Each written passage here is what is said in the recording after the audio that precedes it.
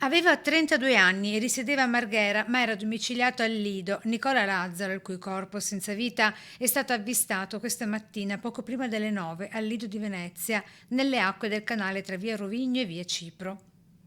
A notare e segnalare il corpo esanime del 32enne che galleggiava nelle acque del Lido alcuni passanti e residenti della zona che hanno immediatamente dato l'allarme. Sul posto i vigili del fuoco con il gruppo sommozzatori per recuperare il cadavere, mentre la Polizia di Stato, incaricata delle indagini, prosegue con gli accertamenti del caso per ricostruire l'accaduto nelle ore precedenti al ritrovamento del cadavere e, analizzando nelle condizioni, ricostruire il tempo trascorso in acqua per scoprire le cause del decesso.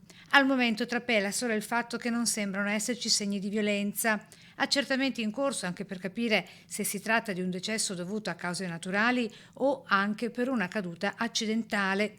Nicola Lazzaro era da tempo domiciliato proprio al Lido, dove lavorava come barista, in un locale all'inizio del Gran Viale, con il contratto che gli sarebbe scaduto sul finire del prossimo dicembre, con il bar chiuso per un mese di ferie da fine Natale scorso. La salma ora è stata messa a disposizione dell'autorità giudiziaria.